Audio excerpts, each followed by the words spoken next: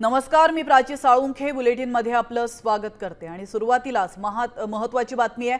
महानगरपालिका निवडणुकीच्या निकालानंतर आता संख्याबळ आणि सत्ता स्थापनेचा गेम सुरू झाला। शिंदे सेनेनं आता थेट भाजपला दूर ठेवत कल्याण डोंबिवलीमध्ये आपला महापौर बसवण्यासाठीच्या आकडेवारीची जुळवाजुळव सुरू केली आहे। शिंदे सेनेच्या मदतीला मनसेनं आपल्या पाठिंब्याचं इंजिन जोडलेलं आहे आणि त्यामुळे कल्याण डोंबिवलीमध्ये युतीमध्ये लढलेल्या भाजपवर विरोधी बाकावर बसण्याची वेळ येण्याची चिन्ह आहेत। गेल्या काही दिवसांपासून केडीएमसी मध्ये राजकीय घडामोडींना चांगलाच वेग आला होता। ठाकरे सेनेचे 4 नगरसेवक नॉट रिचेबल झाले होते आणि त्यानंतर आज मोठी घडामोड घडली आहे। नवी मुंबईत कोकण भवन या ठिकाणी नगरसेवकांच्या गटाची नोंदणी करण्यासाठी आलेल्या शिवसेनेनं आपली मोठी खेळी खेळली आहे। केडीएमसी मध्ये शिवसेना मनसेचा महापौर होणार असल्याचा दावा खासदार श्रीकांत शिंदे यांनी केला। कॉर्पोरेशनचे 53 शिवसेनेचे नगरसेवक यांनी जो आहे तो आपला गट जो आहे तो स्थापन केलेला आहे, इथे स्थापन करण्यासाठी आलोय। त्याचबरोबर मनसे जे आहे, मला वाटतं 5 त्यांचे नगरसेवक या ठिकाणी त्यांचा गट स्थापन करण्यासाठी आलेले आहे आणि या ठिकाणी मनसेने जे आहे हे समर्थन जे आहे हे शिवसेनेला जे आहे या गटस्थापनेच्या निमित्ताने जे आहे हे दिलेलं आहे। मनसेने जे आहे शिवसेनेला पाठिंबा इथे दिलेला आहे।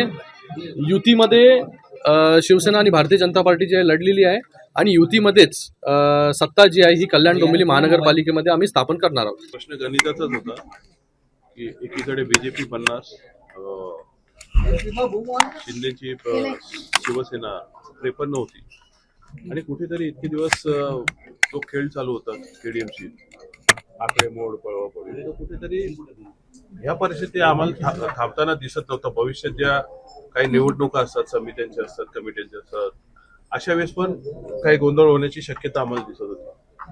तर अशा वेळी आम्ही कुठेतरी एक बाजू अशी स्टेबल राहावी या इथून एक पाठिंबा दिलेला आहे आणि ऑब्विसली शिवसेना, शिंदे आणि बीजेपी हे एकत्र लढत आहेत, त्यामुळे त्यांना समर्थन देऊन आम्ही त्याच्यासोबत जातो।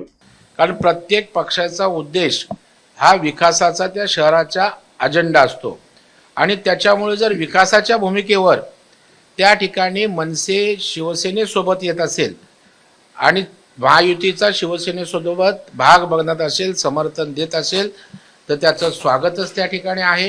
त्याच्यामुळे काही सत्ता स्थापनेची अडचण नव्हती, परंतु जर त्यांना आणखी पक्ष वाढवायचा आहे, सोबत आणखी घटक पक्ष घ्यायचा असेल तर आमचा आक्षेप असायचं काही कारण नाही आहे।